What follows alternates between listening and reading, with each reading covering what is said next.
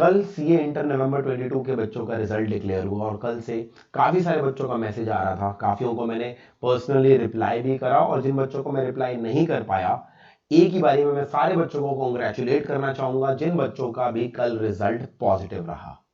आज की ये वीडियो मैं उन बच्चों के लिए नहीं बना रहा, मैं वीडियो बना रहा हूं उन बच्चों के लिए जो कल अपने रिजल्ट, जिनका रिजल्ट पॉजिटिव नहीं रहा, जो इस बार के सीए इंटर के एग्जाम्स को क्लियर नहीं कर पाए।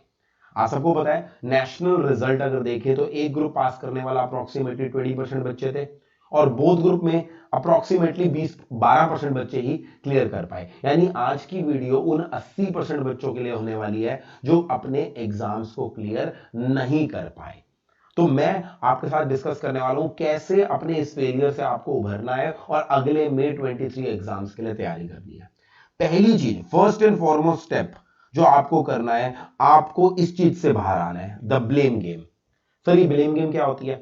मेरी जितने भी बच्चों से बात होती है ना, या मैं उनको देखता हूं अपने फ्रेंड से बात कर रहे हैं, स्टाफ में किसी से बात कर रहे हैं, एक चीज मैं कॉमन देखता हूं काफी सारे बच्चों में, दैट वो कहीं ना कहीं अपने सामने वाले पर्सन से वैलिडेशन सीख कर रहे होते हैं कि मैं अगर क्लियर नहीं कर पाया तो इसमें मेरी गलती नहीं है, गलती किसी और चीज की है। कुछ बच्चे ब्लेम डाल रहे होते हैं कि सर हम इसलिए नहीं पढ़ पाए क्योंकि हमारे घर में सो एंड सो इवेंट हो गया, हम इसलिए नहीं पढ़ पाए क्योंकि मेरे कॉलेज के एग्जाम्स थे, ये तो सबसे बड़ा रीजन होता है। सर हम इसलिए नहीं पढ़ पाए क्योंकि शायद हमने उस सब्जेक्ट के अंदर गलत टीचर से क्लासेस ले ली, सर हमने उस सब्जेक्ट में क्लासेस नहीं ली शायद इस वजह से क्लियर हो, शायद हमारे नोट्स में कमी थी, आईसीआई में कमी थी। सबसे बड़ी चीज तो है आईसीआई पे ब्लेम डाल देना। तो लेट मी टेल यू, आप ये वैलिडेशन सीख करनी सबसे पहले बंद कर दीजिए कि गलती आपकी नहीं थी, किसी और या किसी और सर्कमस्टेंस की थी। जब तक आप ये एक्सेप्ट नहीं करेंगे कि यस शायद कहीं ना कहीं मेरी प्रिपरेशन में ही गलती रह गई, शायद यहीं कहीं कमी है, यहीं पे इंप्रूवमेंट का स्कोप है, तब तक आप आगे नहीं बढ़ सकते। आई नो, जब आप क्लियर नहीं करते आप एक तरह से इतने डिसहार्टेंड हो जाते हैं दैट आप किसी ना किसी को पंचिंग बैग बनाना चाह रहे होते हैं, किसी ना किसी रीजन को सीख कर रहे होते हैं। मन को हल्का करने के लिए it is good, but deep inside you should know that ultimately अगर इंप्रूवमेंट लानी है तो मुझे अपने अंदर ही इंप्रूवमेंट लानी है। तो एक ही बारी में जिस पर्सन को गाली देने का मन कर रहा है, रोने का मन कर रहा है, अपने इमोशंस को बाहर निकालने का मन कर रहा है, एक ही बारी में कर डालो। रिजल्ट कल आया था, आई थिंक बहुत सारे बच्चों ने तो वो चीज कर दी होगी, और अगर अभी तक आपने वो चीज नहीं करी, do it right now, because जब तक वो चीज आप करोगे नहीं, जब तक आप इस ब्लेम गेम से बाहर नहीं आओगे, तब तक बात आगे नहीं बढ़ेगी। इस चीज को सबसे पहले करना है। जितना ज्यादा समय आपने इस स्टेज में लगा दिया, आपके जो 110 दिन रह गए एग्जाम को, उतना ज्यादा समय आप उस 110 दिनों में गवा रहे हो। तो सबसे पहली चीज तो यू हैव टू लेट गो।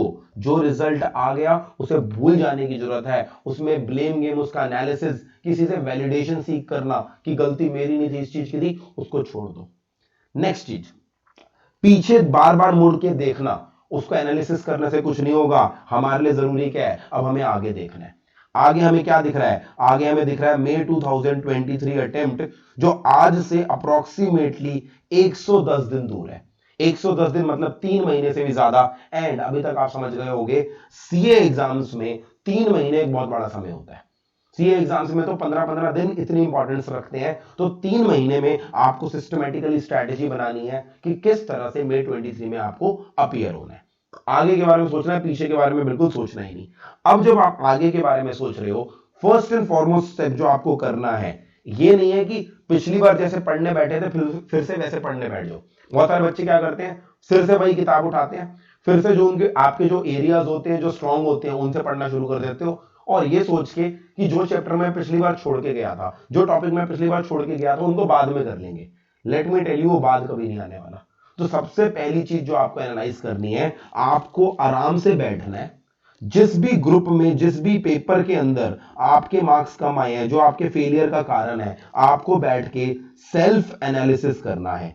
और ये ना आपको किसी को बताना नहीं है। दुनिया को झूठ बोलने के लिए, दुनिया को बहाना मारने के लिए हम कुछ भी बोल सकते हैं, बट अपने आप से it is very important that we have to be honest. So you have to honestly analyse yourself and see वो क्या कारण थे, वो क्या वीक एरियाज थे जिस वजह से ये पर्टिकुलर सब्जेक्ट, ये पर्टिकुलर ग्रुप मेरा नहीं निकल पाया।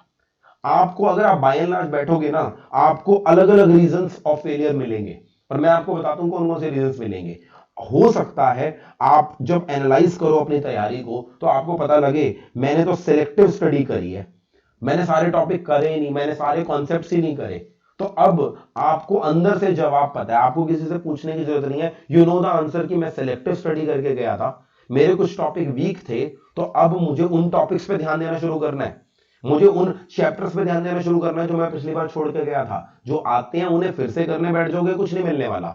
सीधा उन पे बैठ जाओ जहां पर आपको क्या कहते हैं वीक एरियाज है। दूसरी चीज, हो सकता है आपको ऐसा लगे सर मेरी नॉलेज में तो कोई कमी नहीं है, टॉपिक्स मैंने सारे कवर करे हैं, बट हाँ हो सकता है मेरी प्रैक्टिस में कमी हो।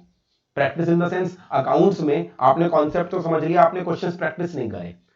टैक्सेशन में आपको प्रोविजंस आते तो हैं, बट आपने उन प्रोविजंस को क्वेश्चंस में कैसे अप्लाई करना है, क्वेश्चंस की प्रैक्टिस ही नहीं करी। लॉ के अंदर आपको प्रोविजंस तो पता है, आपने केस स्टडीज की प्रैक्टिस ही नहीं करी। तो अगर कारण ये निकल के आता है कि सर मेरी नॉलेज में कमी नहीं है, मैंने सिलेक्टिव स्टडी नहीं करी, मेरी प्रैक्टिस में कमी है, यू नो द आंसर, आपको स्टार्ट कहां से करना है। इस बार शुरुआत से ही आपको हर चैप्टर के साथ साथ क्वेश्चंस प्रैक्टिस करने हैं। फिर चाहे नंबर ऑफ रिविजंस 2-3 मत करो, नंबर ऑफ रिवीजन बेशक एक रिवीजन अच्छे से करो, बट उस एक रिवीजन में क्वेश्चंस अच्छे से प्रैक्टिस करो।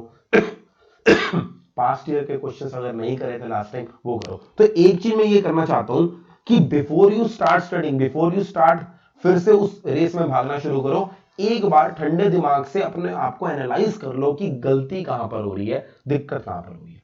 जब आप ये सेल्फ एनालिसिस करोगे ना, मेरा सजेशन यूजुअली ये होता है दैट आप अपने जिन पेपर्स में क्लियर नहीं कर पाए उनकी सर्टिफाइड कॉपीज मंगवा लीजिए। सर्टिफाइड कॉपीज मंगाने से क्या होता है कि आपके सामने ना एक आईना आ जाता है पूरी तरह से। आप दुनिया को जितना मर्जी बोलते रहो, यार मेरा पेपर बहुत अच्छा हुआ था लॉ का, फिर भी एग्जामिनर ने 42 दे दिए। मेरा टैक्स का पेपर बहुत अच्छा हुआ था, फिर भी एग्जामिनर ने 40 मार्क्स दे दिए। बट जब वो शीट आपके सामने आएगी और आप उसे कंपेयर करोगे सजेस्टेड आंसर से, आपको पता लग जाएगा कि ये मेरी कमी है। तो ये सेल्फ एनालिसिस वाली चीज, बेशक इसमें 2 दिन लगा दो, मगर जब तक आप अपनी वीकनेस एनालाइज ना करो, जब तक अपने वीक एरियाज एनालाइज नहीं करोगे, तब तक आगे बढ़ने का कोई फायदा नहीं है। ये इंडिविजुअली आप खुद भी कर सकते हो, ये अपने रिस्पेक्टिव सब्जेक्ट के फैकल्टी के साथ बैठ के भी कर सकते हो। अगर आपके फैकल्टी के साथ आप 5-10 मिनट का डिस्कशन कर सकते हो, उनके साथ डिस्कस करो, उनको बताओ कि सर मेरी ये दिक्कत है, दे में गाइड यू। और अदरवाइज आप खुद जब अपनी सर्टिफाइड कॉपी देखोगे, आपको खुद को ही समझ में आ जाएगा। ठीक है जी, पहली चीज तो ये ध्यान रखनी है। नेक्स्ट चीज है, अब May 23 में आपको कितने ग्रुप देने हैं। आप सिंगल ग्रुप देना चाहते हैं, बोथ ग्रुप देना चाहते हैं, ये डिसीजन आज ही ले लो। अगर आप इसको डिले करते चले जाओगे ना कि हाँ देखते हैं, ग्रुप 2 पढ़ रहे हैं, पढ़ते रहते हैं, लास्ट में देखेंगे, जितना ज्यादा इस डिसीजन को डिले करोगे उतना ज्यादा दिक्कत आएगी। You need to be sure right now आप क्या देना चाहते हो, क्योंकि आपकी डेट शीट तो कल ही लॉन्च कर दिया आईसीआई ने, कल ही बता दिया उन्होंने कि आपके एग्जाम वही 2 या 3 में से स्टार्ट होने वाले हैं, फाइनल और इंटर के। सो वहां पे कोई हमें टाइमलाइन की तो कोई लैक ऑफ क्लैरिटी नहीं है, वहां तो हमें पता है इतने दिन है। तो इट इज वेरी इंपॉर्टेंट आज आप बैठ के एनालाइज करो कि आप कौन सा ग्रुप देना चाहते हो। सेकेंडली, अगर आपने अगली चीज आपको डिसाइड करनी है, आज मुझे हर सब्जेक्ट के लिए कहां से पढ़ना शुरू करना है। अगर आपको लगता है लास्ट टाइम मैंने जहां से भी पढ़ा था, चाहे वो आईसीआई का स्टडी मेडल था, चाहे वो हमारे मॉड्यूल थे, किसी और फैकल्टी के मॉड्यूल थे, अगर आपको लगता है यार मैंने वहां पर कोई कमी नहीं है, मुझे सिर्फ प्रैक्टिस करनी है, तो उसी मॉड्यूल उसी बुक से फिर से पढ़ना करना शुरू कर दो, मॉड्यूल बदलने की जरूरत नहीं है। अगर आपको लगता है कि नहीं यार मैं लास्ट टाइम जो पढ़ रहा था उसके अंदर मेरी अच्छे से रिवीजन नहीं हो पाई, मुझे कोई और बुक खरीदनी है, और फैकल्टी के फ्लो चार्ट्स लेने हैं, कोई और क्वेश्चन बैंक देखना है, तो आज ही डिसाइड कर लो क्या करना है। सबसे ज्यादा प्रॉब्लम आती है जब बच्चा बीच में बार बार डामाडोल हो रहा होता है, क्योंकि आज की डेट में ना आपके पास एक्सेस ऑफ इंफॉर्मेशन है। आपको टेलीग्राम से कुछ मिल रहा है, इंस्टाग्राम से कुछ मिल रहा है, यूट्यूब से मिल रहा है, तो ये नहीं है कि बैठे बैठे कुछ भी लेते रहो, यू हैव टू स्ट्रेटेजाइज। तो 2 चीजें डिसाइड कर लो, कितने ग्रुप, क्या कौन कौन से पेपर देने हैं आपको, क्या स्ट्रैटेजी होने वाली है आपकी 110 दिन में, और वो आप कहां कहां से पढ़ने वाले हो। This is something which you need to decide. अब अगली कुछ चीजें मैं ये बताना चाहता हूं जो बहुत कॉमन डाउट बच्चों के आते रहते हैं। सबसे पहला जो डाउट, मतलब मैसेजेस आ रहे हैं, सर अब हम पढ़ने की कोशिश भी कर रहे हैं ना, किताबें खोलने का बिल्कुल मन ही नहीं कर रहा। क्यों? क्योंकि हमारे आसपास वाले पास हो गए हैं, उनको जब सेलिब्रेट करते देख रहे हैं, उनको सोशल मीडिया पे पोस्ट करके देख रहे हैं, हमारा बिल्कुल ही मन नहीं हो रहा। तो मैं आपको एक सिंपल सी बात बोलूंगा, एक नहीं 2 बातें बोलूंगा। सबसे पहली चीज तो, जब आप सीए में फेल होके फिर से स्टार्ट कर रहे होते हैं ना, just think of the reason why you are doing CA. कई बार ना एग्जाम के चक्कर में हम वो रीजन भूल जाते हैं कि हमने सीए क्यों चूज किया। हो सकता है आपके पेरेंट्स का सपना है कि आप सीए बनो, हो सकता है कि आपने स्पेसिफिकली आपके दिमाग में पूरी करियर की डायरेक्शन हो जिसके लिए सीए इंपॉर्टेंट है। हो सकता है आपके परिवार में कोई सीए था जिसको देखकर, जिनसे इंस्पायर होकर आप सीए कर रहे हो। तो वो जो भी कारण था सीए करने का, उस कारण के बारे में फिर से सोचिए, and that will motivate you कि इतनी बड़ी जर्नी के अंदर ये छोटे मोटे अप्स एंड डाउन्स होते रहते हैं। दूसरा, अगर आप बार बार दूसरों को देखकर परेशान हो रहे हैं कि यार मेरा दोस्त, मेरी कोचिंग में पढ़ने वाले वो 5 बच्चे वो तो पास हो गए, मैं पास नहीं हो पाया, तो लेट मी टेल यू, उनसे जलने की जरूरत नहीं है। आप उन्हें देखिए, आप उनको देखिए कि कैसे आज उनके पेरेंट्स खुश हैं, एंड उस चीज को क्लिक करके अपने दिमाग में रख लीजिए, क्योंकि आज से 6 महीने बाद, 6 भी नहीं, लगभग 5 महीने बाद, 3 महीने बाद पेपर है आपके, 2 महीने में रिजल्ट आ जाएगा, आज से 5 महीने बाद आप कहोगे मुझे भी वो चीज करनी है। आज अगर आपके उस फ्रेंड के पेरेंट्स के चेहरे पे आपको खुशी दिख रही है रिजल्ट पे, बिलीव मी, आपको अपने आप से बोलना है कि आज से 5-6 महीने बाद मेरे पेरेंट्स के चेहरे पे भी वो खुशी होनी चाहिए। तो you have to take all that things in a positive way. आपको उसे नेगेटिव सेंस में नहीं लेना, वो पास हो गए मैं रह गया चलो सीए छोड़ देते हैं। आपको उसे पॉजिटिव सेंस में लेना है, and believe me, failures are very very important किसी भी चीज के अंदर, चाहे वो बिजनेस हो, चाहे वो पॉलिटिशियन की लाइफ हो, चाहे वो किसी की भी लाइफ हो। जब तक वो फेल नहीं होगा ना, वो कभी उठ नहीं पाएगा। तो उसे उस तरह से लीजिए कि सिर्फ और सिर्फ मैं फेल हूं, that does not mean the end of the world. Next चीज, अगला डाउट होता है सर क्या हमें फ्रेश क्लासेस लेनी चाहिए या हमें सेल्फ स्टडी करनी चाहिए। जैसे कि मैंने अभी आपको बोला कि जब आप सेल्फ एनालिसिस करेंगे तो आपको अपने आप से पूछना है कि क्या मेरे सब्जेक्ट्स में कॉन्सेप्ट्स की कमी है या नहीं, क्या मेरी नॉलेज की कमी है, क्या पिछली बार ऐसा तो नहीं कि मैंने कॉन्सेप्ट समझने की कोशिश ही नहीं करी। अगर कॉन्सेप्चुअल प्रॉब्लम है तो yes, go with the classes. आप जिस भी सब्जेक्ट में कॉन्सेप्ट की कमी है उस सब्जेक्ट की क्लासेस लीजिए, फास्ट ट्रैक क्लासेस लेंगे तो ज्यादा फायदेमंद होगा आपके लिए। ऑन दी अदर हैंड, अगर आपको लग रहा है कि नई कॉन्सेप्ट की कमी नहीं है, रिवीजन की कमी है, प्रैक्टिस की कमी है, then you know the answer, self study से स्टार्ट कीजिए। सिंपल सी बात है। अगर उस सब्जेक्ट से लिंक काफी समय से टूट चुका है तो डू वन थिंग, उसका मैराथन देखिए, बात खत्म। उसके मैराथन से क्या होगा, आपको फिर से वो एक तरह से पूरा तरह से सब्जेक्ट रिवाइज हो जाएगा, और फिर वो बुक खोली नहीं जा पा रही होती, जो वो एक जो डर बैठा होता है बुक खोलने में, वो डर खत्म हो जाएगा। तो मेनली मेरे हिसाब से आपको एनालाइज करना पड़ेगा। डोंट प्लेनली सिर्फ कि पिछली बार किसी और टीचर से पढ़ा था पास नहीं हुए, चलो इस बार किसी और टीचर के पास पढ़ के देखते हैं। आपको एनालाइज करना है कि क्या नॉलेज की कमी है या रिवीजन और प्रैक्टिस की कमी है। Let me tell you, revision और प्रैक्टिस का कोई सब्स्टिट्यूट नहीं है। At one point of time आपको सेल्फ स्टडी तो करनी पड़ेगी। अगर लास्ट टाइम नहीं करी थी तो इस बार सिर्फ और सिर्फ सेल्फ स्टडी करो, मैराथन्स की हेल्प लो, फ्लो चार्ट्स की हेल्प लो, मगर सेल्फ स्टडी पे फोकस करो। नेक्स्ट, सर क्या सिलेबस सेम रहेगा या अमेंडमेंट्स रहेंगी, इसके बारे में मैं एक डिटेल वीडियो बनाऊंगा, जो आई थिंक इस वीडियो के इमीडिएटली बाद आज ही आ जाएगी, जिसके अंदर मैं पूरी टैक्सेशन के बारे में डिस्कशन करूंगा, कौन कौन से एरियाज में क्या क्या अमेंडमेंट्स हैं एंड कैसे वो अमेंडमेंट्स आपको पहुंचाई जाएंगी। सेम वे में बाकी सब्जेक्ट में एज सच कोई अमेंडमेंट्स नहीं होती हैं। स्टिल कहीं पर किसी सब्जेक्ट में कोई चेंज होगा तो उसके रिस्पेक्टिव फैकल्टी की वीडियो आपको हमारे चैनल पे मिल जाएगी। तो अभी मैं इसके बारे में कमेंट नहीं करना चाहता। बाकी मैं एक चीज बता दूं, अमेंडमेंट अगर होती भी है ना टैक्सेशन के अंदर या किसी भी सब्जेक्ट में, amendment is less than 1% of the syllabus. तो don't let this amendment thing become a psychological hurdle. अभी जो आपने कर रखा है उसे पढ़ना तो शुरू करो, अमेंडमेंट आप तक पहुंचा दी जाएगी, इसकी गारंटी हमारी है। आपको स्पेसिफिक डेडिकेटेड वीडियोस मिल जाएंगे इस चैनल पे। मैं अगली वीडियो के अंदर समझाऊंगा किस प्रकार के से आपको अमेंडमेंट्स वगैरह सब प्रोवाइड की जाएंगी। नेक्स्ट चीज, एक बच्चों के डाउट ये होता है सर मैंने ग्रुप 2 की प्रिपरेशन स्टार्ट कर ली है, तो अब मुझे एक ग्रुप पे फोकस करना चाहिए या बोथ ग्रुप पे। तो इसका आंसर मैं आपको क्लियर कट बोल दूं, ये आपको चेक करना पड़ेगा आप ग्रुप 2 की प्रिपरेशन पे इस समय किस स्टेज पर हो। बहुत सारे बच्चे जिन्होंने, क्योंकि इस बार आईसीआई ने रिजल्ट काफी जल्दी निकाल दिया है, तो बहुत सारे बच्चे जिन्होंने दिसंबर एंड में, दिसंबर मिड में अगर ग्रुप 2 की प्रिपरेशन शुरू करी है, तो आई थिंक हार्डली अभी तक आपका 10 15 20% सिलेबस कवर हुआ होगा। और अब अगर आप इस समय ग्रुप 2 को कवर अप करने की कोशिश करेंगे तो फरवरी एंड से पहले आई डोंट थिंक आप ग्रुप 1 कवर कर पाएंगे, क्योंकि आपका सिलेबस ही 20% हुआ है, 25% हुआ है, फरवरी एंड तो कम से कम लगेगा। उस केस में आपको यह चेक करना है कि अगर आप ग्रुप 1 में क्लियर नहीं कर पाए हो तो क्या आपको ग्रुप 1 में तैयारी फिर से करने में बहुत टाइम लगने वाला है। वो आपके स्कोर पर, आपकी नॉलेज पर, अभी एट प्रेजेंट आपकी ग्रुप 1 की प्रिपरेशन कैसी है, लास्ट टाइम कैसे करी थी, उस पर डिपेंड करता है। अगर आपको लगता है कि नहीं मेरे ग्रुप 1 में काफी अच्छे मार्क्स आए हैं, सिर्फ 5-10 मार्क्स के चक्कर में मैं रह गया या किसी एक सब्जेक्ट के चक्कर में रह गया, बाकी सब्जेक्ट की प्रिपरेशन मेरी अच्छी है, देन तो I would suggest go with group 2 preparation and both groups देने की कोशिश करो।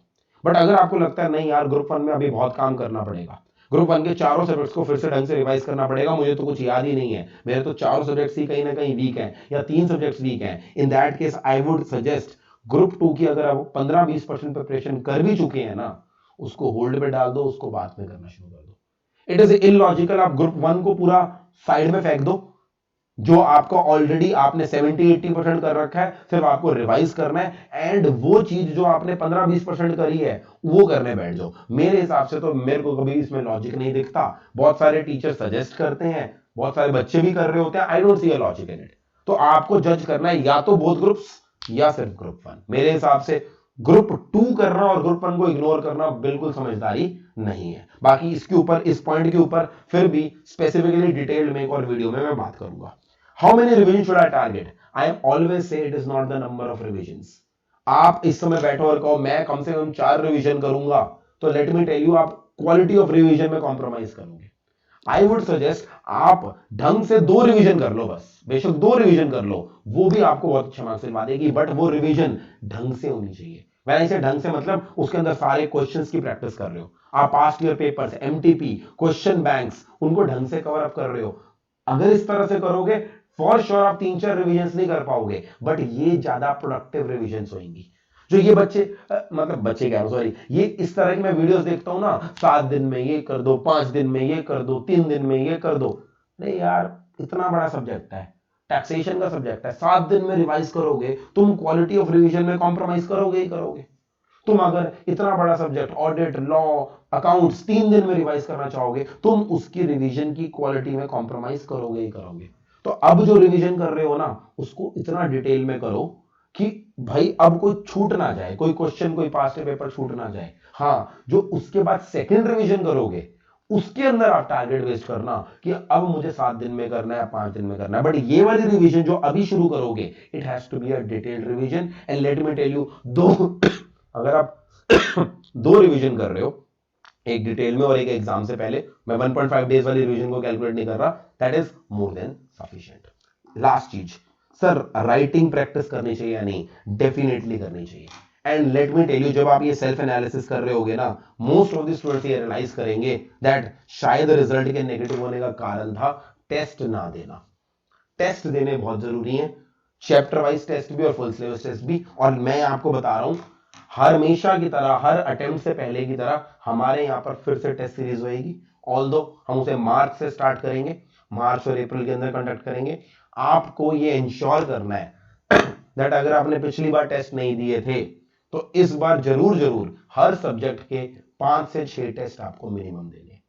अगर 4 सब्जेक्ट के आप 20 टेस्ट देते हो ना, बिलीव मी, उन टेस्ट को के बेसिस पर आप एग्जाम में इतने कॉन्फिडेंट होके जाते हो कि आपको दिक्कत ही नहीं आती। So these are the areas जो आपको देखने की जरूरत है। फिर से मैं आपको कह रहा हूं, 110 दिन हमारे पास बचे हैं, हमारे पास 2 ऑप्शन है, या तो अपने रिजल्ट को लेकर दुखी होते रहे, ब्लेम गेम खेलते रहे, या दूसरा ऑप्शन है आज से एक स्ट्रैटेजी बनाए। चॉइस आपके हाथ में है, और आगे भी आपके लिए मैं ऐसी गाइडेंस वीडियोस लाता रहूंगा।